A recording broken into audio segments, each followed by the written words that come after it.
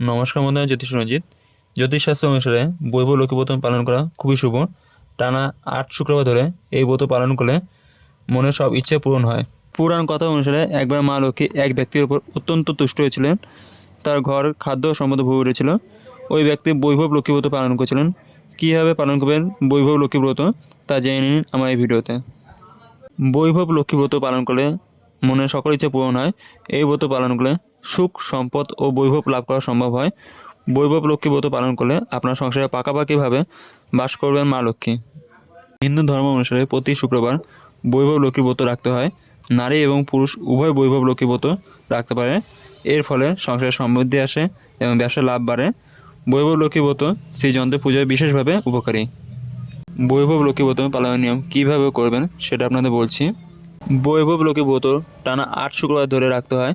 ৮ শুক্রবার ধরে লক্ষ্মী দেবী ৮টি রূপে আরাধনা করতে হয়। বৈভব লক্ষ্মী ব্রত রাখলে শুক্রবার সারাদিন শুধু ফল ও জল খেয়ে থাকতে পারবেন। সন্ধ্যাবেলা অন্য কোনো খাবার খাওয়া যায় না। বৈভব লক্ষ্মী পুজো মধ্যরাতে করতে হয়। মধ্যরাতে মা লক্ষ্মী প্রতিমার সামনে ঘিয়ে প্রদীপ জ্বালিয়ে দিন। তারপর 11 বার ওম শ্রী শিবায় নমঃ মন্ত্র জপ করুন।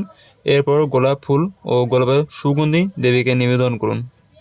বৈভব লক্ষ্মী ব্রত রাখলে শুক্রবার যত ভোরে সম্ভব ঘুম থেকে উঠুন। তারপর স্নান সেরে পরিষ্কার কাপড় পরুন। উপবাসের সংকল্প গ্রহণ করুন। একটা পরিষ্কার থালায় একটি জল ভর্তি তামাক কলস ও 1 মুঠো চাল রাখুন। এটি দেবী পায়ের কাছে রেখে দিন। লক্ষ্মীকে ধূপ, প্রদীপ, সুগন্ধি ও সাদা ফুল নিবেদন করুন। ভোগ হিসেবে মা লক্ষ্মীর ক্ষীর নিবেদন করুন। এরপর বৈভব লক্ষ্মীর ব্রত পাঠ করুন বা শুনুন।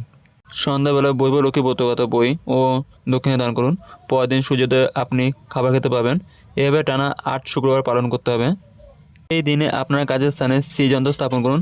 এমনভাবে শ্রীযন্ত্র রাখুন যাতে তা আপনার চোখের সামনে সবসময় থাকে। যেখানে শ্রীযন্ত্র স্থাপন করবেন সেই স্থানটি সর্বদা পরিষ্কার পরিচ্ছন্ন রাখবেন। হিন্দু শাস্ত্রের মতে দেবী বৈভব লক্ষ্মী হলেন সৌভাগ্য, সম্পদ ও সৌন্দর্যের প্রতীক। প্রথম মতে প্রতি বৃহস্পতিবার ও শুক্রবার করে বৈভব লক্ষ্মী আরাধনা করা হয় ঘরে ঘরে। কথিত আছে, লক্ষ্মীবার সঠিক আচার বিধি মেনে পুজো করা হলে জীবন ভরপুর লক্ষ্মীর কৃপা বজায় থাকে। লক্ষ্মীর আশীর্বাদে কোনো অভাব দেখা যায় না গিয়ে। বৈভব লক্ষ্মীর পূজার সময় সবচেয়ে বেশি দরকার বৈভব লক্ষ্মীর পাঁচালী। এই পাঁচালীর মন্ত্র একটি শক্ত হলো, পড়তে বেশ ছন্দময় লাগে। সঠিক উচ্চারণ করতে না পারলে মনে মনে লক্ষ্মীকে প্রণাম করে নিজের মনে ইচ্ছার কথা বলতে পারেন। পুজো করার আগে প্রথমে দেবীর চরণ ধুয়ে দিতে হয়। ছবি থাকলে জল ছিটিয়ে দিতে পারেন। এরপর ফল মিষ্টি দিয়ে নৈবেদ্য সাজিয়ে রাখুন। এরপর দূর্বা, চন্দন, ফুল, আতর দিন। এই নৈবেদ্য লক্ষ্মীর খুব প্রিয়। ক্ষীর বা পায়েস রাখতে পারেন। এই দিন অবশ্যই প্রদীপ, ধূপ ও কোনো ধুলো জানাতে ভুলবেন না। পুষ্পাঞ্জলি মন্ত্র পড়ে সকালের মাথায় জল ছিটিয়ে দিন। হাতে ফুল নিয়ে পুষ্পাঞ্জলি মন্ত্র পরপর 3 বার পড়ুন। দেবী ও দেবীর বাহনকে ফুল অর্পণ করা উচিত। লক্ষ্মীর পাশাপাশি নারায়ণকে স্মরণ করা হয়। এর পাশাপাশি কুবেরের স্মরণ করে ফুল নিবেদন করা উচিত। লক্ষ্মী পুজোর আসর ঘণ্টা একেবারেই বাজাবেন না, তাদের দেবী রুষ্ট হন। দেবী লক্ষ্মী বেশি আওয়াজ সহ্য করতে পারে না, তাদের ঘর থেকে লক্ষ্মী বেরিয়ে যেতে পারে। প্রতিদিন স্নান করে লক্ষ্মী গায়ত্রীর মন্ত্র 108 বার জপ করতে পারেন, তাতে সন্তুষ্ট হন তিনি। এই মন্ত্র জপ করার সঙ্গে পদ্ম বিচারের মালা ব্যবহার করা যায়। এছাড়া টানা 12 দিন ধরে ভক্তি ভরে লক্ষ্মীর দ্বাদশ শ্লোক 12 বার উচ্চারণ ধরে করলে ঋণের বোঝা থেকে মুক্তি পেতে পারেন। ঠাকুর ঘরে লক্ষ্মীর আসন বা সিংহাসনে কড়ি ও শঙ্খ রাখতে ভুলবেন না। লক্ষ্মীর শঙ্খ হলো দক্ষিণাবর্ত শঙ্খ। লাল, সাদা ও হলুদ রঙের একটি পরিষ্কার কাপড়ের উপর বা রূপোর পাত্র, মাটির পাত্রের উপর এই শঙ্খের মধ্যে জল রেখে পুজো করতে পারেন। তাতে দেবী লক্ষ্মী অত্যন্ত সন্তুষ্ট হন। তবে মাথায় রাখবেন, লক্ষ্মী পুজোর সময় কখনও তুলসী পাতা ব্যবহার করবেন না।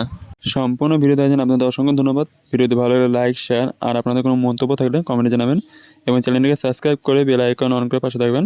আজকে আমার ভিডিও এখানে শেষ। দেখা হবে পরের ভিডিওতে।